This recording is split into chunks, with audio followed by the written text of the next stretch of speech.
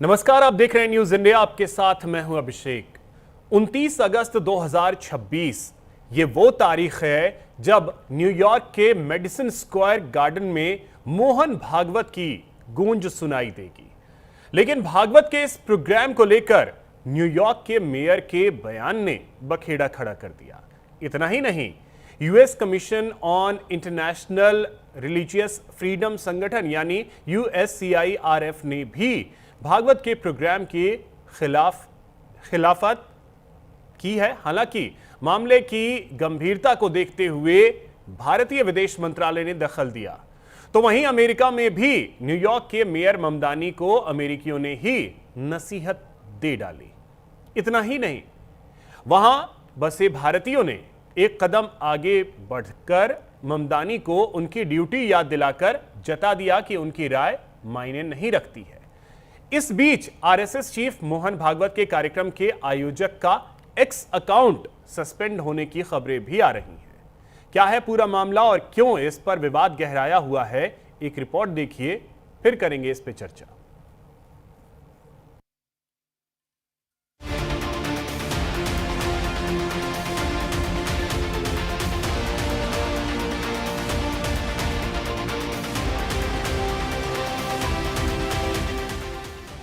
RSS प्रमुख मोहन भागवत के 29 अगस्त को न्यूयॉर्क के मेडिसन स्क्वायर गार्डन में होने वाले कार्यक्रम को लेकर न्यूयॉर्क के मेयर के बयान पर अमेरिका में राय दो गुटों में बंट गई है।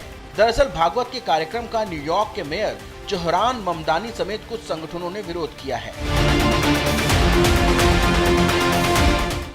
ममदानी के विरोध करने पर अमेरिकी हिंदू भड़क उठे हैं। ममदानी ने कहा कि वे इस रैली का समर्थन नहीं करते।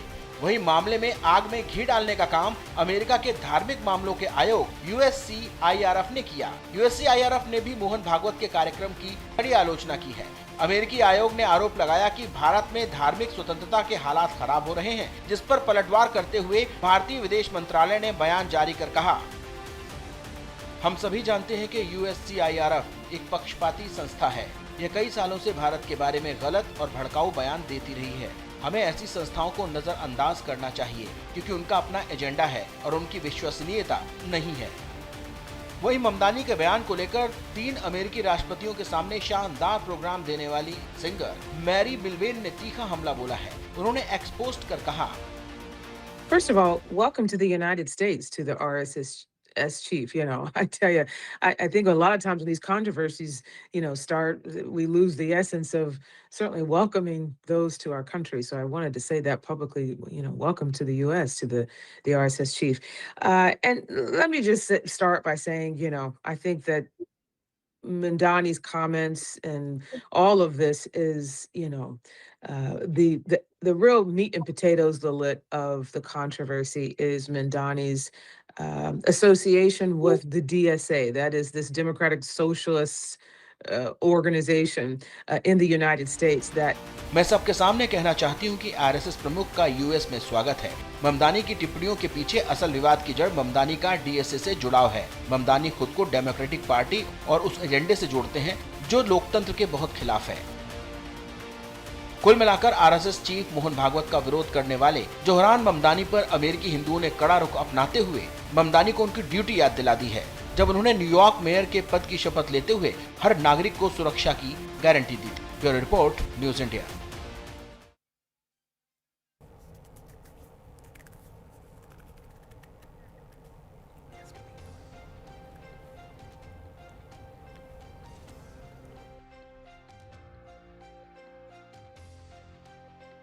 मोहन भागवत का न्यूयॉर्क में एक बहुत बड़ा कार्यक्रम होने जा रहा है। इस कार्यक्रम को लेकर के ममदानी के बयान के बाद बखेड़ा खड़ा हुआ।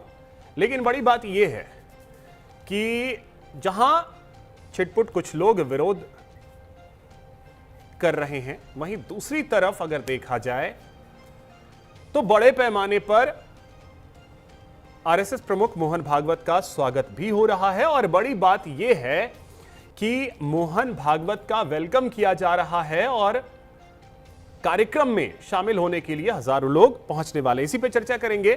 हमारे साथ कई खास मेहमान हैं। सबसे पहले परिचय करवा दूं, हमारे साथ जुड़ रहे हैं डॉक्टर भरत भराई जी हैं, chairman of US and India community foundation, हमारे साथ सीधे यूएसए से जुड़ रहे हैं। भरत भराई सर, बहुत स्वागत आपका। हमारे साथ पूर्णिमा नाथ जी हैं, जियो पॉलिटिकल एनालिस्ट हैं। पूर्णिमा मैम, बहुत स्वागत आपका न्यूज़ इंडिया पर। हमारे साथ डॉक्टर सौरभ मालवीय हैं, पॉलिटिकल एनालिस्ट हैं। सौरभ जी, बहुत स्वागत आपका। हमारे साथ संदीप चौधरी जी हैं, पॉलिटिकल एनालिस्ट हैं। संदीप जी, बहुत स्वागत आपका। और साथ ही हमारे साथ आगे चल के रवि जी जुड़ेंगे, कुछ देर में वो हमारे साथ होंगे। लेकिन मैं सभी का स्वागत करता हूं, आप सभी हमारे साथ हैं और थोड़ा सा इस चीज के विषय में समझने की कोशिश करेंगे कि आरएसएस के न्यूयॉर्क के प्रोग्राम को लेकर के इतना विवाद क्यों। भरत भराई सर, पहली प्रतिक्रिया आप ही से चाहेंगे। न्यूयॉर्क में प्रोग्राम है और आप यूएसए में मौजूद हैं, वहां चीजों को आप देख भी रहे हैं। प्रोग्राम को लेकर के इतना विवाद अचानक से क्यों हो रहा है? देखो, पहले तो मैं बताऊं कि मोहन भागवत जी का स्वागत है, हम उनका अभिवादन करेंगे। कल मैं खुद न्यूयॉर्क जा रहा हूं शिकागो से जी। और उनके साथ जो डिनर है लपियर होटल, वहां भी मैं जाऊंगा और उनका मेडिसन स्क्वायर गार्डन में जो प्रोग्राम है मैं भी वहां जाऊंगा। और हजारों लोग वहां आ रहे हैं। सबको तो टिकट नहीं मिलेगी, लेकिन काफ़ी लोगों को वहां जाना है। ऐसा है कि काफ़ी लोग ऐसे हैं, हमेशा जो कुछ भी हिंदू हो, भारत का हो, उसका प्रोटेस्ट कर रहे हैं। अनफॉर्चुनेटली हम 600 साल गुलाम रहे मुगलाई राज को और 200 इयर्स ब्रिटिश का। तो उनकी जो मेंटालिटी है कि हम पहले तो हिंदू नहीं बोल सकते हैं, जो लोग बोलते थे हम सेक्युलर हैं। अब काफ़ी लोग बोलते हैं कि हम हिंदू हैं, तो कैसे लोग ऐसे हैं जिसको हम काले अंग्रेज बोलते हैं या ब्राउन अंग्रेज बोलते हैं, वो बोलते हैं देखो, जब भारत आज़ाद हुआ तो लिटरेसी रेट सिर्फ 10% था। तो 90% भारतीय गरीब थे, पढ़े लिखे नहीं थे और उनको गुलाम की तरह के रखा गया था। They were only good for doing work for labourers, कि जहाँ मजदूर लोग ब्रिटिशर उनको ला देते थे दक्षिण अफ्रीका में या वेस्ट इंडीज़ में या फिजी में, तो भारतीय लोगों का कोई सम्मान नहीं था। अब काफ़ी लोग हिंदू पढ़े लिखे हैं, अपना सम्मान करते हैं, बोलते हैं हिंदू, तो कई लोग को ऐसा बोलता है ये तो मजदूर लोग हैं, उनको तो कैसे ट्रीट किया जाए। तो ये जो हम भारत के इतिहास में जयचंद भी था, अमीचंद भी था, जगत सेठ भी था, जिन्होंने हिंदुओं को बेच दिया था या मुगलों से या अंग्रेजों से। और जब हम हिंदू लोग, मैं भी एक हिंदू हूँ, जब हम बोलते हैं हिंदू है तो काफ़ी लोगों को ऐसा लगता है अरे अरे ये क्या लोग बोल रहे हैं, ये लोग तो मजदूर हैं, उनको तो पीछे रहना है। तो ये जो विवाद हो रहा है स्मॉल माइनॉरिटी है, लेकिन ठीक है, हम उसका बराबर सामना करेंगे, हम जाएंगे और मोहन भागवत जी का स्वागत करेंगे। ठीक है, एक एक कमेंट पहले सबसे लेता हूं, उसके बाद फिर आपके पास आता हूं। पूर्णिमा मैम, आपको क्या लगता है कि अचानक से ये विरोध क्यों? क्योंकि मोहन भागवत कोई ऐसा तो नहीं है कि पहली बार जा रहे हैं, इससे पहले भी वो गए हैं, वहां कार्यक्रम हुए हैं मोहन भागवत जी के। लेकिन इस प्रोग्राम को लेकर के अचानक ममदानी साहब का इस तरीके का बयान कि अगर मैं इसका विरोध तो करता ही हूं, बाकी देखता हूं कि शहर में होने वाले कार्यक्रम को रोकने में मेरी भूमिका क्या हो सकती है, नहीं हो सकती, इस तरीके के बयान का क्या मतलब? नमस्ते, thank you so much for having me. जय हिंद। पहले तो मैं नेपाल में जो 160 प्लस लोगों की डेथ हुई है और सारा बिजनेस और लोकल कम्युनिटी की ह्यूमैनिटेरियन क्राइसिस हुई है, उसके लिए बहुत दुख है मुझे और उनका वो मेरे दिल में है, वो मैं आपके चैनल के थ्रू बोलना चाहती हूँ। Secondly, there are few parts of it. First of all, about Hindu versus Hindutva, मैं हिंदुत्व काफ़ी ज़्यादा यूज़ करती हूँ। मैं हिंदू भी हूँ, हिंदुत्व भी हूँ, और मेरे हिसाब से जो डिफरेंस है वो है, एक हिंदू सेक्युलर जो है वो कुछ भी they will take lying down the offense by Abrahamics और हिंदुत्व जो है वो जवाब देंगे। तो मैं दूसरी कैटेगरी में पढ़ती हूँ, और उसमें इसीलिए मैं बार बार एक हैशटैग यूज करती हूँ, आई एम हिंदुत्व बोल के। मेरे सोशल मीडिया में वो काफी भरपूर पड़ा हुआ है। सेकेंडली, दूसरा जो सिचुएशन है, आप जो कह रहे थे कि अचानक ममदानी का जो स्टेटमेंट आया, देयर इज नथिंग अबाउट अचानक ओवर हियर। आरएसएस को एक पैरामिलिट्री मिलिशिया बताया जाता है, और मैं ये जानना चाहती हूँ आरएसएस कौन से कंट्री की प्लेन हाईजैक किया है, आरएसएस कौन से कंट्री की लोगों को मारे हैं, कौन से कंट्री को टेरिटोरी एक्सपेंशन किए हैं, ऑक्युपाई कर दिए। I want to know RSS कौन से कंट्री की लोगों को उस कंट्री में जाके मारे हैं। This kind of stuff I have to know in order to understand whether it's a terrorist organisation और not. Third of all, RSS को टेररिस्ट जो घोषणा करने की जो बात आई है, यूएसएआरएफ का angle.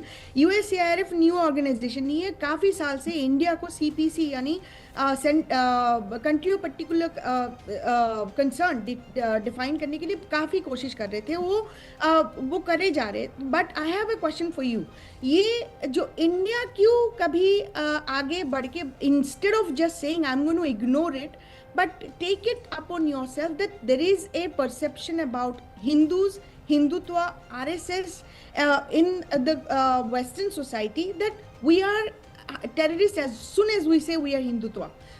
We are assigned to RSS में ना मेरा RSS का मेंबरशिप है, ना मैं RSS में कभी कोई कुछ अटेंड किया है। मैं काफ़ी सारे लोगों को जानती हूँ, मैं भारत सर को भी जानती हूँ, but the point is that as soon as you have bring this RSS, you are automatically defined as an extremist, as a radical, as a terrorist. I want to know where these definitions are coming from.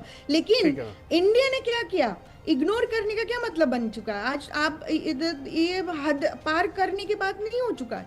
तीसरा जो dimension है, ये हमें clear कर लेना चाहिए।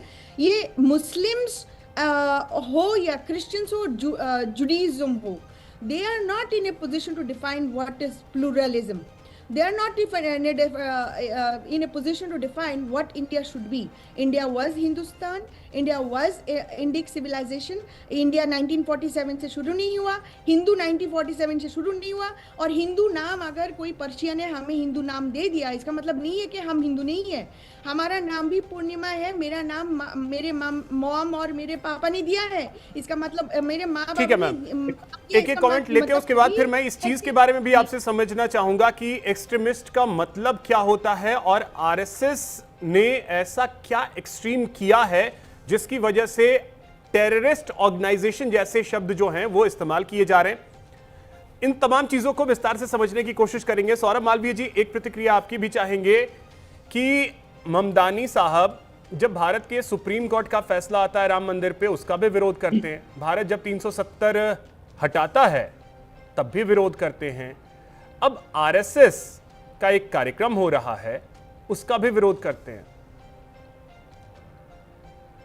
देखिए अभिषेक जी, राष्ट्रीय स्वयंसेवक संघ आरएसएस एक सामाजिक और सांस्कृतिक संगठन है, और वह सेवा के क्षेत्र से समाज जीवन में हिंदू समाज के लिए और संपूर्ण भारत के लिए और मानवता की बात करने वाला यह संगठन अपने यात्रा की, यानी अपनी जर्नी की, जो 1925 में शुरू हुआ था, उसके 100 साल पूरे हो गए।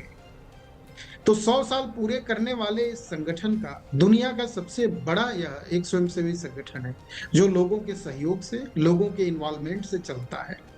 और यह जो सहयोग और इन्वॉल्वमेंट है, यही विश्व मंच पर जाके, वैश्विक दृष्टि से विश्व मंच पर जाके परस्पर संवाद, डाइवर्सिटी यानी विविधता, तो इसको प्रस्तुत करने का 100 साल की बात को रखने का काम Mohan Bhagwat, chief of RSS के जो है मोहन भागवत जी, वो करने वाले हैं वहां। ऐसे में ममदानी का बयान ये कोई पहली बार उनके लिए भारत विरोधी स्वर नहीं है, हिंदू विरोधी स्वर उनका कोई पहली बार नहीं है।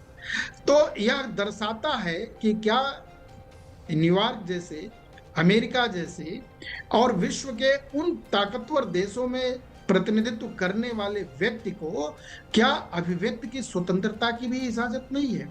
वो राजनीतिक पॉलिटिकल प्रोग्राम में नहीं जा रहे, वह जा रहे हैं एक सामाजिक सरोकार के संवाद के कार्यक्रम में, जहां पर अमेरिका से, अमेरिका के कल्चर, अमेरिका की संस्कृति, भारत की सभ्यता और दुनिया भर की जिसको भारत ने कहा भी है, मानते भी है, जिसको विश्व बंधुत्व की बात करते हैं, वसुधैव कुटुंबकम की बात करते हैं, उस सामाजिक रचना की, संरचना की, डाइवर्सिटी की बात करने का मंच है भागवत जी का। इसलिए वहां जाना और विश्व कल्याण की बात करना, विश्व शांति की बात करना, और हिंदुज्म अर्थात जो पूर्णिमा नाथ जी कह भी रही थी, हिंदुज्म की बात अर्थात वो बात जो सनातन है, पुरातन है, ट्रेडिशनल है, उन सारी चीजों को वहां रखने की एक स्वतंत्र अभिव्यक्ति है जिसमें सब लोग शामिल हैं। मुझे लगता है ममदानी का यह निजी बयान उस देश की छवि को खराब कर रहा है, उस समाज की छवि को खराब कर रहा है, जबकि वहीं पर भरत भाई बता रहे हैं कि वहां विश्व के दुनिया भर के लोग आ रहे हैं, टिकट नहीं मिल रहा है और स्वागत कर रहे हैं। तो ऐसे बयान एक सनसनी है और निश्चित तौर पर ग्लोबल रूप में देखा जाए तो वैश्विक मंच पर कहीं न कहीं यह उनके देश की छवि को खराब करने वाला है, न कि भागवत जी के कार्यक्रम को रद्द करने जैसा है। बिल्कुल। संदीप चौधरी जी, आपको क्या लग रहा है? क्योंकि ठीक है, ममदानी का बयान कोई ऐसा नहीं है कि वो पहली बार इस तरीके का बयान दे रहे हो। बयान दो तो मैंने पहले ही आपको बताया कि 370 को लेकर के भी उन्होंने आपत्ति जताई थी, उसके बाद फिर राम मंदिर को लेकर के आपत्ति जताई थी। लेकिन इन सब के बीच एक बड़ी सच्चाई तो ये भी है कि वो न्यूयॉर्क के मेयर हैं, और दूसरी तरफ अमेरिका की स्टार सिंगर मैरी मिलबेन ने भी वीडियो जारी करके कहा है कि किसी को अपना काम जो है वो कर ले, लेकिन मैं स्वागत करती हूं मोहन भागवत जी का अमेरिका के धरती पे। मैरी भी तो कोई बहुत बड़ी स्टार हैं, उनको भी तो दिख रहा होगा कि आरएसएस प्रमुख क्या हैं और नहीं हैं। देखिए अभिषेक जी, आपने कई बार देखा होगा किसी गांव में, पहले गांव में हाथी आते थे, वो मस्त हाथी चलता रहता है और कुत्ते भौंकते रहते हैं। तो ममदानी जैसे लोग बहुत भौंकते हैं, कोई फर्क नहीं पड़ता भागवत जी पर या आरएसएस पर या भारत की छवि पर। और ममदानी को हमें देखना चाहिए, ममदानी एक पॉलिटिशियन है, वहाँ के मेयर बने हैं, लोगों की वोट से बने हैं, वो काफी पाकिस्तानी मूल के लोगों ने उनको वोट किया है, या आप कह लीजिए काफी मुस्लिम समाज ने उनको वोट किया है। और मुस्लिम समाज में आरएसएस को कुछ ऐसा समझा जाता है कि जैसे ये मुस्लिम विरोधी हैं, जबकि अगर आप हकीकत में जाएंगे तो ऐसा कुछ है नहीं। काफी मुस्लिम भी अब आरएसएस को समझ रहे हैं, आरएसएस की प्रार्थनाओं में जा रहे हैं, आरएसएस की शाखाओं में जा रहे हैं। और इंद्रेश जी हैं, दिल्ली में बैठते हैं, उनका बहुत बड़ा एक संगठन है, उसमें बहुत सारे मुस्लिम जुड़े हुए हैं, मुस्लिमों की शादी भी कराते हैं, सारी चीजें हैं। लेकिन हाँ, ये चीज है कि पॉलिटिकल लोग, उसमें ममदानी भी हो सकते हैं, उसमें अगर हिंदुस्तान में जाएंगे अखिलेश यादव भी हो सकते हैं, कांग्रेस भी हो सकता है, जो बीजेपी विचारधारा से मैच नहीं करते, उनको प्रॉब्लम हो सकती है। तो राजनीतिक एंगल से अगर मैं देखता हूं तो मुझे कुछ बड़ी चीज दिखाई नहीं देती। बाकी भागवत जी का जो कद है, आरएसएस की अगर आप चीजें देखें, आरएसएस की अगर आप काम करेंगे तो बहुत टाइम लगेगा आपको पढ़ने में, समझने में। जो आदिवासी लोग हैं उनकी एजुकेशन के लिए, उनकी भूख के लिए किस तरीके से वो काम करते हैं, समाज को, सनातन को जोड़ने का वो किस तरीके से काम करते हैं। मैं खुद संघ में रहा हूं, मैंने उनकी शाखाएं ज्वाइन की हैं, वहां पर चाहे बनिया समाज के लोग हो, चाहे किसान वर्ग के लोग हो, चाहे मजदूर वर्ग के लोग हो, एक साथ सुबह वो प्रार्थना भी करते हैं, इकट्ठे भी होते हैं। और सबसे खूबसूरत चीज है, जो लोग जिम नहीं जा सकते वो वहां पे स्पोर्ट्स की भी एक्टिविटी कराते हैं। तो ये सब चीजें कहीं ना कहीं हमें जोड़ने का काम करती है। तो मैं ये मानता हूँ जो आरएसएस के खिलाफ बोलते हैं, उन्हें पहले आरएसएस को पढ़ना चाहिए, आरएसएस की शाखा में जाकर आरएसएस को समझना चाहिए। ठीक है भरत सर, अब थोड़ा सा आपसे ये चीज समझना चाहेंगे कि देखिए, सवाल अगर उठते हैं, वो कहते हैं ना कि अगर कहीं कुछ चिंगारी हो तभी वो धुआं उठता है, तो जैसा पूर्णिमा मैम ने कहा कि उनका भी तो सम्मान आपको करना पड़ेगा कि हाँ, अगर सवाल उठ रहे हैं तो उसका जवाब आपको देना पड़ेगा कि क्यों एक्सट्रीमिस्ट कहा जा रहा है। देखो, आरएसएस का ऐसा इंप्रेशन है कि वो चड्डी वाले लोग मार्च करते हैं, उनके पास लाठी होती है, तो that is the only reason वो बताते हैं कि हाँ वो एक्सट्रीमिस्ट है। बात अलग ये है कि ये पॉलिटिकल है। ऐसा मानते हैं कि आरएसएस वाले बीजेपी के समर्थन है, तो जो लोग बीजेपी के समर्थन नहीं हैं वो पॉलिटिक्स खेलने के लिए यहाँ आरएसएस का विरोध करते हैं। आरएसएस बिल्कुल एक्सट्रीमिस्ट ऑर्गेनाइजेशन नहीं है, बिल्कुल सेवादारी ऑर्गेनाइजेशन है। कोई पार्टी, कांग्रेस पार्टी हो या अखिलेश की पार्टी हो या ममता बनर्जी की पार्टी हो, जितनी आरएसएस ने देश की सेवा की है उसमें से किसी ने भी नहीं की है। जब बाढ़ आती है, जब नेचुरल कोई कलामिटी आती है, तो आरएसएस के स्वयंसेवक वहाँ जाते हैं। कोई राहुल गांधी के स्वयंसेवक नहीं जाते, कोई ममता बनर्जी के स्वयं नहीं जाते, अभिनेश के, अखिलेश के नहीं जाते। तो इतनी सेवा देश की करती है, देश के यूथ को पढ़ाती है कि what is value of life. आपके कुटुंब का आप समर्थन करो, आपके पड़ोसी का समर्थन करो, आपके गांव का समर्थन करो, आपके शहर का समर्थन करो, आपके देश का समर्थन करो। आप देश के लिए गर्व लो, क्या उसमें है नहीं सिखाने का। लेकिन हिंदू लोग हम गरीब थे, हिंदू लोग हम गुलाम थे, इसीलिए सब लोग हमारे पर पिटाई करते हैं।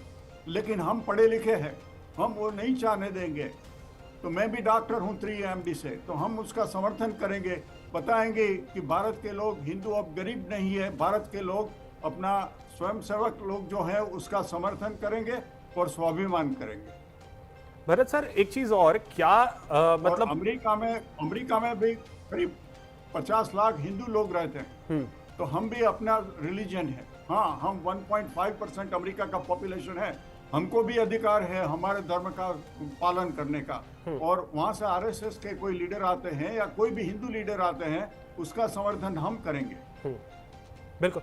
लेकिन भरत सर, अब एक चीज और आपसे समझना चाहेंगे कि जो ये विस्तार है भारत से निकल करके दूर दूर तक फैल रहा है, आज के डेट में आरएसएस की अगर हम देखें तो लगभग 38 से 39 देशों में शाखा है।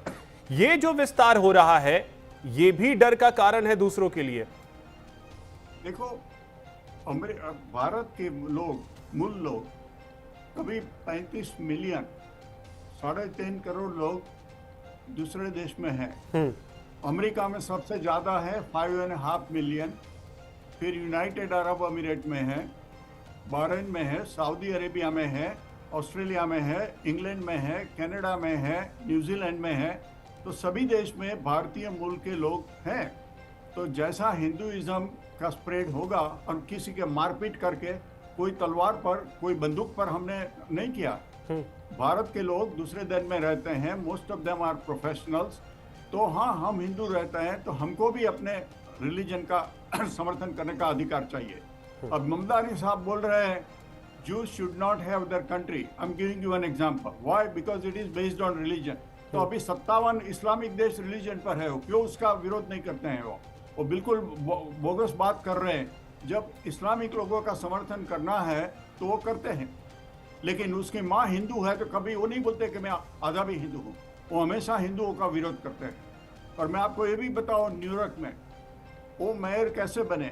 न्यूयॉर्क सिटी ऐसा है कि जहाँ काफ़ी इमिग्रेंट लोग रहते हैं, quite a few are first generation immigrant. तो वो इमिग्रेंट को बताएं। दूसरा कि उसकी जो प्राइमरी हुई, उसमें 2 कैंडिडेट उनके विरोधी थे। मेयर मारियो कोमा, उसके पर सेक्सुअल असॉल्ट का एलिगेशन था और उसको गवर्नर के इस्तीफा देना पड़ा। और दूसरा मेयर एडम्स, उसके पर विरोध था क्योंकि उसको इंडाइट किया गया था, तुर्की से उन्होंने पैसा लिया था। तो वो जो डेमोक्रेटिक पार्टी के कैंडिडेट थे दो, वो बेनामी बदनाम हुए थे, इसीलिए फिर भी उनको सिर्फ 43% वोट मिले। Okay sir. फिर फाइनल इलेक्शन में भी उनको कितने वोट मिला? 50.76%। तो ऐसा नहीं है कि उसको बड़ा वाइड स्प्रेड सपोर्ट न्यूयॉर्क में भी है। अगर उनके सामने कोई स्ट्रॉन्ग कैंडिडेट होता तो मेयर भी नहीं होते। और अभी तो जो कर रहा है सब एंटी हिंदू। देखो 1981 से जो मेन परेड होती है न्यूयॉर्क में इंडिया इंडिपेंडेंस की, 1981 से न्यूयॉर्क का सब मेयर वो परेड में जाता है। ये मेयर ममदानी जो मेन परेड मैनहट्टन में होती है नहीं गया। न्यूयॉर्क का गवर्नर आया, लेकिन ये न्यूयॉर्क का मेयर नहीं गया। वो कैसे बोलता है कि मैं इंक्लूशनरी हूँ? अगर इंक्लूशनरी हो तो जो मेन परेड इंडिया डे की होती हो उनको जाना चाहिए था। ठीक है सर, भले उनके विचारधारा अलग हो। बिल्कुल। जब आप कुर्सी पे हैं तो फिर सब आपके लिए बराबर होता है। पूर्णिमा मैम, अब देखिए, अब मैं आपसे यही चीज समझना चाहूंगा, एक्सट्रीमिस्ट मतलब कैसे आपने जज किया कि हाँ ये बहुत एक्सट्रीम पे आरएसएस जाती है? वही सवाल तो मैं आपको करना चाह रही हूँ और मैं आपसे जानना चाहती हूँ क्योंकि आरएसएस शुरू तो हुआ था हिंदू आइडेंटिटी के हिसाब से और बीजेपी जब इंडिपेंडेंटली डेवलप हुआ हिंदू आइडेंटिटी के हिसाब से उनको बहुत बेनिफिट मिला। लेकिन मैं जब ऑब्जर्व करती हूँ as a geopolitical observer, analyst and also thinker, जब इसको पुट टुगेदर करती हूँ, कनेक्ट द डॉट करती हूँ, उसमें मुझे नहीं लगता कि BJP has supported Hindus more than Muslims और अदर रिलीजियस फेथ्स। तो ये जो क्वेश्चंस आती है बार बार कि आरएसएस एक्सट्रीमिस्ट है, आरएसएस टेररिस्ट है, I want to know exactly where is it coming from. RSS को नाजी के साथ मिलाया जाता है, आरएसएस को हिटलर्स के साथ मिलाया जाता है, ये सब जो हिस्टोरिकल पैटर्न्स वो कहाँ से आ रही है? तो ये वेस्टर्न यूनिवर्सिटीज में अब सिखाया जाता है, उनके प्रोफेसर्स इनके बारे में बात करते हैं, बड़े बड़े इंस्टीट्यूशंस इंक्लूडिंग हार्वर्ड, ये सब कॉन्वर्सेशन होती रहती है। Jews are constantly talking about कि वो लोग they are minority in this country, yet they have the full control on Congress. Congress के ऊपर उनका फुल कंट्रोल है, उनके एपेक जो है, उनके जो लॉबिंग ग्रुप है, they have control over entire political group. आज जो आप ईरान की जो वॉर देख रहे हो, this was not it was not accidental. जब नेतन्याहू यहाँ पे प्रेसिडेंट ट्रम्प से मिले थोड़ी दिन पहले, उसके बाद जाके ये स्ट्राइक हो चुका था, डिकैपिटेशन स्ट्राइक। देखिए जो सिचुएशन मुझे दिख रहा है, दिस इज वेरी रिलीजियस और एब्राहमिक वर्सेस अदर्स, जो अदर्स में पढ़ते हैं, दिस इज हिस्टोरिकल सिचुएशन, आज नहीं शुरू हुआ। तो आज अगर हिंदू और आरएसएस जो आपकी जो इंस्टीट्यूशन है, आरएसएस जो इंस्टीट्यूशन बनाई है, मुझे नहीं पता नॉर्थ ईस्ट में क्या कर रहे हैं, ट्राइबल्स के लोग के साथ क्या कर रहे हैं, लेकिन ट्राइबल्स अभी मैं जानती हूँ, मैं नॉर्थ ईस्ट से हूँ, मैं इसीलिए जानती हूँ वहाँ पे भर के लोग क्रिश्चियन बन रहे। तो आरएसएस के लोग अगर नॉर्थ ईस्ट में काम कर रहे हैं तो फिर क्रिश्चियन बन कैसे रहे वहाँ पे? हमारे वहाँ पे नॉर्थ ईस्ट में 5 आउट ऑफ 7 यही इसी पॉइंट को मैम एक बार इसी पॉइंट को आप समझिएगा, आरएसएस जो है वो क्या सीख दे रही है और किस तरीके से चीजों को कर रही है, उसको अगर आपने कहा कि भर के लोग जो हैं वो ईसाई बन रहे हैं, कई जगहों पे साइलेंटली मुस्लिम्स में कन्वर्ट करवाया जा रहा है, आरएसएस नजर कहां पे आती है? जहां पे बाढ़ आए हैं, जहां पे कोई आपदा आती है, वहां पे आरएसएस के लोग नजर आते हैं। अगर कहीं भी कन्वर्जन है, उसके लिए सरकार अपना काम कर रही है, उसमें कहीं भी ये नहीं है कि आरएसएस के लोग किसी से जोर जबरदस्ती। एक केस आपको पूरे हिंदुस्तान में नहीं मिलेगा जहां आरएसएस ने किसी के साथ जोर जबरदस्ती किया होगा कि तुम हिंदू धर्म में आ जाओ, या कहीं अगर कोई धर्म परिवर्तन हुआ है तो आरएसएस ने लाठी के दम पे रोकने की कोशिश की है, नहीं। तो फिर कैसे इन्हें कहा जा रहा है कि ये एक्सट्रीमिस्ट हैं? वही तो क्वेश्चन मैं आपको पूछना चाह रही हूँ ना, क्योंकि मैं जानती हूँ कि आरएसएस इंडिया से आया हुआ है, यहाँ पे लिटरली जो एचएसएस है उनको शाखा बताया जाता है और उनके साथ आरएसएस का कनेक्ट करके जो भी उनके वहाँ पे जाते हैं उनको एक्सट्रीमिस्ट बताया जाता है। This is something that I want to know. आज तक क्यों कोई रिपोर्ट नहीं आया, कोई काउंटर आर्ग्यूमेंट नहीं आया, कोई कॉन्वर्सेशन नहीं हो रहा है, कोई डिस्कशन नहीं हो रहा है। एक तरफा western media, western professors, western intellectuals, western think tanks are saying that RSS is extremist. आज यूएससीआईआरएफ का दम नहीं होता कि आरएसएस को एक्सट्रीमिस्ट या टेररिस्ट घोषणा करे और घोषणा करने के लिए रिकमेंडेशन भेजे कि उनके यूएससीआईआरएफ के हमारे जैसे लोग, एक हिंदू नहीं है वहाँ पे। अब ये तो रिकमेंडेशन, अगर एक फर्म मैं चला रहा हूं तो मैं भी किसी के लिए भी रिकमेंडेशन के लिए भेज दूंगा, क्या ही फर्क पड़ रहा है? लेकिन आज संघ के सबसे वरिष्ठ व्यक्ति जो हैं वो जाकर के संवाद कर रहे हैं। मोहन भागवत जी का आपने कई प्रोग्राम इनके देखे होंगे, ये संवाद करते हैं, कहीं कोई जोर जबरदस्ती नहीं। तो चीजें संवाद से, जो हिंदुत्व की पहचान है उसी को तो वो आगे बढ़ा रहे हैं। लेकिन हिंदुत्व को Hindu nationalist, radical, Hindu majoritarian, terrorist, extremist, ये सब बता के यहाँ पे लोगों का ब्रेन वॉश करा तो जा रहा है ना। यही बात तो मैं सालों से बता रही हूँ कि अगर मैं बोल सकती हूँ I am Hindutva, suddenly I am being targeted as a Hindu nationalist, some kind of negative terminology. So आप लोगों को भी रिस्पॉन्सिबिलिटी बनती है कि नैरेटिव को आप काउंटर करें। I am not part of RSS, I was not a member of RSS. मैंने आरएसएस का नाम आई गॉट योर पॉइंट कि मतलब अगर सवाल उठ रहे हैं तो उसका जवाब वही चीज तो मैंने भरत जी से भी पूछा कि अगर इस तरीके के सवाल, ठीक है, अगर वर्ल्ड के किसी पार्ट में उठ रहे हैं और जो संगठन किस तरीके से काम कर रहा है उसको लेकर के आपको स्टैंड करना पड़ेगा कि हां, आप हमें ये कहने से पहले 100 बार सोचिए। ओके मैम, आता हूं फिर से। रवि करकरा जी हमारे साथ जुड़ गए हैं। रवि जी, बहुत स्वागत आपका। फाउंडर इन्वेस्ट न्यूयॉर्क फोरम के हैं, यूएस से हमारे साथ जुड़ रहे हैं। सर, बहुत स्वागत आपका। सौरभ जी, आपके पास आता हूं। एक कमेंट पे पहले रवि जी से ले लेता हूं। रवि जी, मोहन भागवत के कार्यक्रम को लेकर के ये इस तरीके का विवाद, आखिर क्यों इस तरीके का विवाद देखने को मिल रहा है? ये सभी पैनलिस्ट को प्रणाम, भरत जी को, पूर्णिमा जी को, एंड ऑफ कोर्स डॉक्टर को। सो आई जस्ट वांट टू से कि देखिए, मेरे लिए बहुत पर्सनल है, क्योंकि मुझे जो है आज तक याद है कि 9/11 के बाद मुझे ग्रैंड सेंट्रल के बाद अटैक किया गया था। अटैक क्यों किया गया था? क्योंकि उन्होंने बोला तुम मुसलमान पाकिस्तानी यहाँ से भागो। तो मैंने बोला यार, मैं तो इंडिया का हूँ और मैं हिंदू हूँ। मैं कितनी पुरानी बात बता रहा हूँ आपको, देखिए टाइम कैसे चला जाता है, 25 साल हो गए हैं। और उसके बाद जब न्यूयॉर्क में मामदानी आया तो हमको सबको पता था कि मामदानी जो आएगा वो बहुत ज़्यादा जो है परेशान करेगा और उल्टी फुल्टी चीज़ें करेगा। तो पहली बात जो है कि मामदानी का जो आपको समझना पड़ेगा, वो स्टेटमेंट वो जो ली है वो बेसिकली उसके जो फाइनेंसेस हैं, जिसने उसकी पॉलिटिकल पार्टी को और उसको political identity, he is being clearly put in by Muslim Brotherhood and the money that backs in. ये सबको बात पता है और उसको बड़े स्ट्रेटेजिकली तरीके से डाला गया। तो उसको एक बड़ा क्लियर स्टेटमेंट देना, स्पेशली अगर मोहन भागवत जी अगर उधर आते हैं तो ही हैज टू शो कि मैं उसको रेजिस्ट कर रहा हूँ।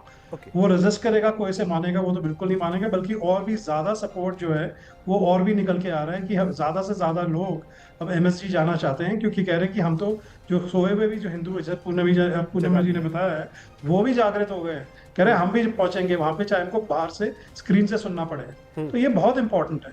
तीसरी बात जो है ना, ये है कि मामदानी ने कोशिश की है कि हाल ही में हम सब ने एक्सपीरियंस किया है, चाहे वो हम लोग न्यूयॉर्क में, चाहे सैन फ्रांसिस्को में, चाहे शिकागो में, अटलांटा में, कि हिंदूज के लिए हेट क्राइम जो है वो बहुत ज़्यादा बढ़ गया पिछले 3-4 साल में। ट्रम्प के आने के बाद बहुत अजीब ट्रम्प ने भी स्टेटमेंट दी है। तो मामदानी को लगा कि मैं कोई स्टेटमेंट दूंगा तो मुझे क्लियरली ट्रम्प से भी कोई मिल जाएगा, कोई ना कोई सपोर्ट करेगा और ये जो है बैन हो जाएगा। पर वो भूल जाता है कि हिंदू कम्युनिटी जो है अमेरिका में, और हमारे इतने इंपॉर्टेंट सीनियर यहाँ बैठे हैं भरत जी, ये तो बहुत ज़्यादा बताएंगे कि कैसे ओवर द लास्ट 3 डेकेड्स, मतलब 5 मिलियन जो है इंडियन अमेरिकन है, उसमें से मेजॉरिटी पोर्शन जो है वो हिंदूज हैं। और मुझे आज तक याद है कि जब मैं पहली बार जब न्यूयॉर्क में था तो मैं मंदिर ढूंढता था। अब मंदिर आपको वेस्टचेस्टर में मिल जाएगा, आपको डाउनटाउन में मिल जाएगा, आपको न्यू जर्सी में दुनिया का सबसे 2nd लार्जेस्ट मंदिर मिल जाएगा। तो ये जो है हिंदू कम्युनिटी जो है किसी से परेशान नहीं करती है, कोई पंगे में नहीं पड़ती है। तो मामदानी जो है मेरे हिसाब से अपनी जो है खुद की जो है पोल जो है वो खोलती है। पहले वो जूइश कम्युनिटी के पीछे पड़ा था, अब वो हिंदू कम्युनिटी के पीछे। ये भूल जाता है कि हिंदू और जूइश कम्युनिटी बहुत ज़्यादा इन्फ्लुएंशियल है, फाइनेंशियली भी बहुत ज़्यादा स्ट्रांग है, और जहाँ पे आए तो पॉलिटिकली भी बहुत ज़्यादा आगे आएंगे। पर आई एम वेरी एक्चुअली मैं एक चीज़ बोलूँगा कि कहते हैं ना कि कुछ बुरे में भी अच्छा होता है। ये अच्छा है कि वो जो सोए हिंदू है, क्योंकि अभी पूर्णिमा जी ने बोला ये हमारे साथ होता है। हम मंदिर जाते हैं या संस्कृत में अपने बच्चों को पढ़ाते हैं, तो हमारे खुद के जो हिंदू फ्रेंड्स हैं बोलेंगे तुम लोग ना रेडिकल बन गए हो, तुम बहुत ज़्यादा ही हिंदुत्व वो कर रहे हो, आप मोदी जी के इवेंट में जा रहे हो, आप तो बिल्कुल इतना ज़्यादा क्यों कर रहे हो? और हम तो बिल्कुल बेहिचक जाते हैं और आगे बढ़ के जाते हैं। तो मैं कहता हूँ कि बहुत अच्छा है आरएसएस के जो है, आरएसएस का मुझे बस यही लगता है कि उनको थोड़ा ज़्यादा अपना जो कम्युनिकेशन जो है वो मुझे वीक पॉइंट लगता है, ताकि वो बताएं कि हम लोग जो है वो इंगेज करें। और टॉपिक देखिए कितना बढ़िया है कि हम सबसे इंगेज करना चाहते हैं। अब मेरा जो लास्ट कंसर्न है, मैं यही बोलना चाहूँगा, क्योंकि हम लोगों ने काफ़ी टेररिस्ट एक्टिविटीज़ देखी हैं 2001 के बाद।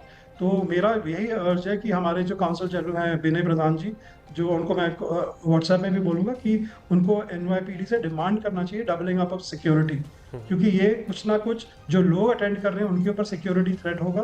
और एमएसजी में तो खैर बहुत ज़्यादा टाइट सिक्योरिटी होती है, पर ये बहुत इंपॉर्टेंट है कि जो लोग आ रहे हैं या कुछ ना कुछ तमाशा करेगा या करवाएगा, और ये अपनी जो उसकी वोटर बेस है इसका नोन फैक्ट है कि कुछ ना कुछ ये वहाँ पे कराएगा जरूर। Okay sir. सौरभ जी, अब देखिए पूर्णिमा मैम ने जो पॉइंट उठाया ये तो सही, ये तो बिल्कुल सही पॉइंट है कि ठीक है, अगर मतलब मैं भी अमेरिका में होता और कोई आरएसएस को लेकर के या हिंदुत्व को लेकर के इस तरीके के नैरेटिव को सेट करने की कोशिश करता, तो सामने से काउंटर करने की तो कम से कम कोशिश होती। और रवि जी भी जो कह रहे हैं कि कम्युनिकेशन को लेकर के थोड़ा सा स्ट्रांग और आरएसएस को होना पड़ेगा और पूरी दुनिया को बताना पड़ेगा कि हाँ भाई, हम ये हैं, जो तुम हमारे बारे में सोच रहे हो हम वो नहीं है। देखिए अभिषेक जी, बिल्कुल ये सच है कि आरएसएस अपने 100 साल की इस लंबी जर्नी में, यात्रा में दुनिया के सामने और भारत के सामने भारत की उस ताकत को, उस शक्ति को जो हिंदुत्व का आधार है, यानी जन सेवा, परोपकार, लोग और विश्व बंधुत्व की बात करने वाली, इसको लेकर लगातार चला है। दूसरी बात जो रवि जी कह रहे हैं और भरत भाई, पूर्णिमा जी जो के बता रहे हैं, बिल्कुल सच है कि अमेरिका में आज हिंदुत्व, हिंदू समाज का, भारतीय समाज का, इस समुदाय का एक प्रकार से कहें तो वहां सभी प्रकार से बहुत असर है। आर्थिक मामलों में, वहां के रोजगार में, वहां के बौद्धिक इंटेलेक्चुअलिटी में, सभी तरह से बहुत बड़ा एक वर्ग पूरा अमेरिका के इस तंत्र को संचालित कर रहा है। अब ये जो तंत्र संचालित कर रहा है, देखिए दुनिया के सामने योग की बात आई, योग के भारत ने बताया, तो हमारी जो भारतीय मूल्य हैं, हमारे जो परंपरा है, वहां अमेरिका में की जो कुटुंब परिवार का जो भाव है, उसको वहां पर माता पिता परिवार, अपने यहाँ श्रवण कुमार की भक्ति की बात की जाती है, राजा राम जी की भक्ति की बात की जाती है कि अयोध्या का राजा हो रहे थे और पिता के वचन की पूर्ति के लिए वनवास चले गए। तो ये जो मूल्य है, जीवन मूल्य, वैल्यू, लाइफ ऑफ वैल्यू जिसको कहते हैं, यानी संबंध मूल्य जिसको कहते हैं, ये भारत की देन है। वहां पर ये कौन लोग कर रहे हैं? ये जो भारत के लोग वहां जाके रच बस गए हैं, वहां काम कर रहे हैं। तो कहीं ना कहीं पूरी दुनिया, खास करके न्यूयॉर्क अमेरिका की बात करें तो वहां पर एक ऐसा शिष्टाचार डेवलप हो रहा है। लेकिन एट द सेम टाइम एक ये मांग भी तो सामने से ये उठाई जा रही है कि टेररिस्ट ऑर्गेनाइजेशन इसको घोषित कर दिया जाए, आरएसएस को बैन कर दिया जाए। तो इसका काउंटर करने के लिए तो बताना पड़ेगा ना कि भाई हम वो आरएसएस हैं कि अगर कहीं पे, जो पूर्णिमा जी सवाल उठा रही थी कि कहीं पे अगर कोई ईसाई बन जा रहा है पूरे गांव का गांव, लाठियां सिर्फ हम इसलिए रखते हैं कि कहीं कोई समस्या है तो उसको खत्म करेंगे, हम ये तक भी किसी को फोर्स नहीं करते हैं कि तुम जबरदस्ती हिंदू बन जाओ।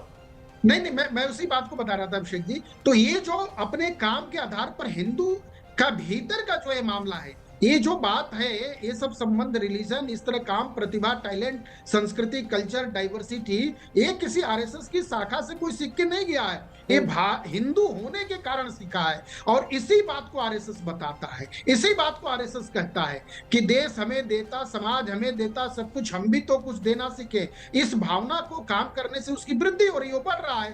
अब आप बताइए, हिंदुत्व की बात करने वाला जो बहुत महत्वपूर्ण सवाल आपने उठाया था, क्या हिंदू फंडामेंटलिस्ट होता है? हिंदू कट्टर होता है? नहीं, बाय बर्थ हिंदू सहिष्णु होता है। वो सुनने वाला, दूसरे को लेके चलने वाला होता है, साथ रहने वाला होता है, देने वाला होता है। तो हिंदुत्व का क्या है? अतिथि देने का सुख है, ये बाय नेचर है। और दुनिया के कंट्रियों में क्या है, दुनिया के रिलीजन में क्या है? जो कमाता है वो खाता है, वो मालिक है। यहाँ एक कमाता है, सभी को खिलाता है। दूसरा क्या है? वो कट्टर है और वो कहते हैं कि पूजा पद्धति एक को मानो, अपने यहाँ ओपन है, मानो अच्छी बात, नहीं मानो तो भी तुम मेरे भाई। तो देखिए, आप जो ये कह रहे हैं अभिषेक जी, सवाल वास्तव में दुनिया के सामने खड़ा है कि क्या आरएसएस ने कभी कहीं हमला किया? मैं आरएसएस की भी बात किनारे कर देता हूं, क्या भारत ने कभी हमला किया? नहीं किया। भारत ने पूरे दुनिया में, जब भारत विश्व गुरु था, तो क्या कहीं हमला किया? नहीं किया। एक मुल्क का नाम नहीं है जहां पर भारत ने हमला किया, लेकिन भारत ने सबको जीवन सिखाया, सबको ज्ञान दिया, क्योंकि भारत का क्या मंत्री है, क्रीडवंतो विश्व आर्य, दुनिया को श्रेष्ठ बनाने के लिए भारत ने काम किया, इसलिए भारत विश्व गुरु था। इसलिए रवि जी कुछ बोलना चाह रहे थे, रवि जी बोलिए, उसके बाद फिर मैं आगे। आ रहा हूँ पूर्णिमा नहीं, मैम आपके सर, पास। हाँ जी, मैं बस यही बोलना चाहूँगा सर कि आपने बहुत ही बढ़िया बोला है कि और हम बहुत ज़्यादा मैं तो कुछ ज़्यादा ही अपना हिंदुत्व आइडेंटिटी को लेकर, पर दूसरी जो है कि हमको देखना पड़ा कि आज की डेट में जो इन्फॉर्मेशन एज है, वहाँ पे इतनी ज़्यादा मिस इन्फॉर्मेशन और डिसइन्फॉर्मेशन होती है कि ये मुझे लगता है कि एक इम्पॉर्टेंट स्ट्रैटेजी होनी चाहिए। तो ये एक पॉजिटिव तरीके से लेना चाहिए कि उसमें हम लोग में से कोई भी कंट्रीब्यूट कर पाए, ताकि जो है हमको एंगेज करना पड़ेगा इनके साथ। और काफ़ी मिस इन्फॉर्मेशन डिसइन्फॉर्मेशन जो हम लोग अपना भी यहाँ पे काम करते हैं कि इंडिया में इन्वेस्ट मत करो क्योंकि भारत में ना मोदी जी हैं और रैडिकल लोग हैं तो आपका पैसा डूबेगा। भारत जी तो और भी अच्छा बताएंगे इसके बारे में। तो हम तो उस चीज़ को फाइट करते ठीक। हैं एवरी डे। और जब आरएसएस के पीछे बढ़ गए क्योंकि उनको बहुत ज़्यादा दिक्कत हो गई है, क्योंकि नंबर भी बहुत ज़्यादा है। तो मेरा तो यही सजेशन है सर कि हम काफ़ी डायस्पोरा के लोग हैं और हम जो कुछ भी कर सकते हैं कि इंफॉर्मेशन स्ट्रैटेजीज जो भी बनानी, एंगेज करना पड़ेगा। और वो जो हम Definitely. बिल्कुल सिंपल रहते हैं उसको थोड़ा, मैंने बोला कि लड़ना शुरू करते हैं, पर हम लोग रेजिस्ट भी तो करेंगे। वो भी तो हिंदू आइडेंटिटी है कि हम लोग असर्ट करें कि हमारी कोई आइडेंटिटी को कोई ठेस पूर्णिमा देगा और आरएसएस पे उंगली उठाएगा, हम चुप तो नहीं बैठेंगे। डेफिनेटली पूर्णिमा मैम, उसके बाद भरत सर के पास जाता हूँ। जी, मैं आपको थोड़ा सा आंकड़ा देना चाहती हूँ। यहाँ पे एक जीटीडी बोल के एक डेटाबेस है, ग्लोबल टेररिज्म डेटाबेस। उनके हिसाब से it's actually owned by university of Maryland. उनके हिसाब से आप अगर डेटा देखेंगे आपको दिखाई देगा 50 इयर्स ऑफ डेटा, ठीक है, that is from 1970 to 2020। 50 years में 209,000 terrorist attack happened. You find me one attack that has actually happened or orchestrated by Hindus. First of all, second of all, 2001, which is 9/11 के बाद, the number of terrorist attack recorded was almost 135,000. Please tell me one was caused by RSS. Please tell me one was caused by Hindus. Please tell me one was caused by Hindutva. मेरे हिसाब से मैं काफ़ी साल से ये point बार बार उठा रही हूँ। ये रिस्पॉन्सिबिलिटी वेस्ट की नहीं है, ये रिस्पॉन्सिबिलिटी आपकी है और हिंदूज की है। हमारी जो नंबर है in United states is 1%, 5 to 6 million. We are nothing. We are not a vote bank. We don't vote for one person. We don't go out there and speak about Hindus. हम अपने religion को जताते नहीं है, हम अपने religion को मानते नहीं है, हम अपने बुक को नहीं जानते। मेरी जन्म हिंदुस्तान में हुई है। I also grew up in India, but education system didn't show me, neither taught me Gita. Education system didn't have anything to do with my Hindu religion. जितना मुझे पता है सिर्फ मेरे माँ और बाबा से पता है। जो आपने कहा मानने की, अब हमने वो भी स्थिति देखी अपने, मतलब आप तो अमेरिका में हैं, हम उम्मीद भी कर सकते हैं वहां थोड़ी बहुत चीजें जो हैं बीच में हो सकता है। अब जाकर के चीजों के बारे में लोग सोचने भी लगे। जैसा रवि सर ने कहा कि पहले मंदिर हम खोजते थे, लेकिन अब जाकर के मंदिर मिला। भारत में रह करके लोग तिलक लगाने से घबराते हैं कि नहीं भाई हम तिलक ना लगाएंगे। लोग राखी बांधने से बचते हैं, लोग अपना पर्व मनाने से बचते हैं। ये स्थिति हो गई थी हिंदुओं की। और आज भी कई लोग हैं जो अपने आप को सो कॉल्ड हिंदू, मतलब उनको तो सो कॉल्ड ही मैं कहूंगा। भरत सर, अब क्या वाकई में वो वक्त आया है जब हम गर्व से ये कह रहे हैं कि हाँ हम हिंदू हैं, लेकिन एक वक्त वो भी था जब हम हिंदू कहने से ही बचते थे, मानते ही नहीं थे कि हम हिंदू हैं, और इसका भी असर दुनिया पे पड़ रहा है। मैं गर्व से कहता हूं कि मैं हिंदू हूं, और हम अपने बच्चों को, अपने दोस्तों को, सबको सिखाते हैं कि हाँ हम हिंदू हैं। हमारी 5000 साल से ज़्यादा संस्कृति है। हमारा ये लोग सेक्युलरिज्म तो 13th सेंचुरी में आया, उसके पहले सर्वधर्म भाव हम कितने साल से बोल रहे हैं। वसुदैव कुटुंबकम, वो तो अपना 5000 साल पुराना है। तो हम सबके साथ शांति से रहते हैं, लेकिन हम गुलाम नहीं होंगे किसी के। वो 600 साल तक हम गुलाम रहे मुगलों के और 200 साल ब्रिटिशरों के। इसीलिए हिंदुओं की मेंटालिटी चेंज हो गई थी। इधर वो लेबरर्स थे या भजन करते थे, लेकिन उसका समाज में कोई अस्तित्व नहीं था। अब वो चेंज हो रहा है। काफ़ी लोग परेशान भी इससे कि हिंदू लोग इतने आगे आ रहे हैं। माइक्रोसॉफ्ट का चेयरमैन हो या गूगल का चेयरमैन हो या IBM का चेयरमैन हो कि फेडेक्स का चेयरमैन हो, अभी हिंदू है। हम लोगों ने किसी टेररिस्ट को प्रमोट नहीं किया हमने एजुकेशन को प्रमोट किया है, हमने हेल्थ केयर को प्रमोट किया है, टेक्नोलॉजी को प्रमोट किया है, और हमारे स्कूल, हमारे कॉलेज, हमारे पड़ोसी, हमारे गांव, सब जगह हम पॉजिटिव कंट्रीब्यूशन करते हैं। हाँ, ये बात सही है कि हम जो पढ़े लिखे लोग हैं अमेरिका में, हमको ज़्यादा प्रमोशन करना होगा कि हिंदू क्या है, आरएसएस क्या है, हमारे काय हिंदू संगठन कैसे है। जैसे पूर्णिमा भी ने बताया, इतने सब अटैक हुए हजारों, उनका हिंदू कहाँ थे? और ये ममदानी साहब क्या बोल रहे हैं, वो भारत के, देखो उसका डेजिग्नेशन न्यूयॉर्क का मेयर है, तो भारत में हिंदू मंदिर होना चाहिए कि नहीं, उसका क्या बिजनेस है? भारत में क्या होना चाहिए, आर्टिकल 370 और सिटीजन अमेंडमेंट है, उनको क्या है? वो न्यूयॉर्क का काम करे। He should not interfere in the internal affairs of India. India is a vibrant democracy. People of India will take care of. ठीक है सर। रवि सर, क्या यही कारण है कि ये घबराहट भी है लोगों की कि अब खुल करके हम बोलते हैं कि हाँ, हम हिंदू हैं और मुझे हिंदू होने पे गर्व है? ये जो भाव पनपा है, ये लोगों को लग रहा है कि ये भविष्य में खतरे की घंटी उनके लिए है, क्योंकि ये कभी आतंक का साथ नहीं देते हैं, ना आतंकवादियों को प्रमोट करते हैं। हम शिक्षा में विश्वास करते हैं और हम सबको साथ लेकर के चलने में विश्वास करते हैं। ये विश्वास जो अडिग हुआ है हिंदुत्व का, ये खौफ है लोगों के लिए। देखिए अभिषेक जी, मैं आपको एक बड़ा सिंपल इंडिकेटर दे रहा हूँ कि न्यूयॉर्क और न्यू जर्सी का, जहाँ पे हाउसिंग प्राइसेस कहाँ बढ़ती है और जहाँ पे हिंदूज जाके बसना शुरू हो जाते हैं, वहाँ पे हाउसिंग प्राइसेस और स्कूल डिस्ट्रिक्ट की परफॉर्मेंस, की बच्चों की जो परफॉर्मेंस है वो बहुत ज़्यादा बढ़ जाती है। और ये बाकी लोग भी इसके बारे में बताएंगे, इसको वेरीफाई करेंगे। तो अगर आप नॉर्मल एवरेज अमेरिकन का लें, वो बहुत बढ़िया तरीके से हिंदू कम्युनिटी के साथ एसिमिलेट होते हैं। ये जो है ममदानी, ये डिवाइड एंड रूल की जो पॉलिसी है, पहली बात तो ये इंडियन है नहीं, इसके पास कभी इंडियन सिटीजनशिप नहीं थी, मदर ने तो वैसे ही कन्वर्ट कर लिया था। और ये अपने आप को जब कोशिश करता था, कभी अपने आप को इंडियन दिखाना चाहता है, क्योंकि जो पूर्णिमा जी ने बोला कि 1% चाहे कम है, पर वो सबसे ज़्यादा उनका जो पर कैपिटा है वो सबसे ज़्यादा है और सबसे ज़्यादा इन्फ्लुएंसर है, ये भूलना नहीं चाहिए हम। उसके बाद जो कम्युनिटी आती है, अगर आप देखेंगे कि कौन से लोग सबसे ज़्यादा पढ़े लिखे हैं और सबसे ज़्यादा किन की एवरेज इनकम किसके साथ सबसे ज़्यादा है डायोस्पोरा में, उसमें पहले इंडियंस आते हैं, उसके बाद आते हैं जू कम्युनिटी। दूसरा जो है, मैं एक नाम लेना चाहता हूँ, हसन पाइकर।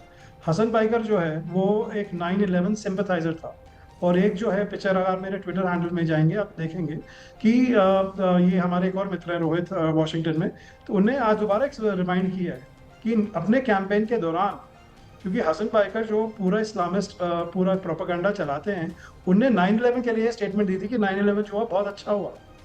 और somebody जो मेरे जैसे जिनने अपनी आंखों से 9/11 देखा है, मैंने बिल्डिंग से गिरती हुई देखी हैं, तो वैसी चीज़ जो है वो है ये आदमी। तो ये आदमी एक बहुत ही षड्यंत्र, कपटी और एक बहुत नीच आदमी है, और ये भूलना नहीं चाहिए। और ये अपने आप को, मैंने पूछा कि तुम इंडियन कहाँ से हो गए, तुम्हारी तो पढ़ाई भी इतनी मुश्किल से हुई है।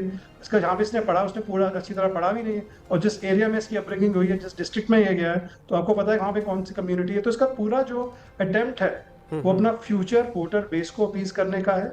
और दूसरा, जो उसके फाइनेंसर्स हैं, चाहे वो पैसा चाहे कतार से आ रहा है, चाहे कहीं और से आ रहा है, वो ये बहुत ये सिर्फ एक है ममदानी। ये आज अमेरिका की बहुत बड़ी दिक्कत बन चुकी है कि ये जो हुआ है पिछले 20 सालों में, जहाँ पे आपने देखा न्यूयॉर्क में कि 9/11 को, ओसामा बिन लादेन को, उसका पोस्टर कोलंबिया यूनिवर्सिटी में लोग लेके घूम रहे थे।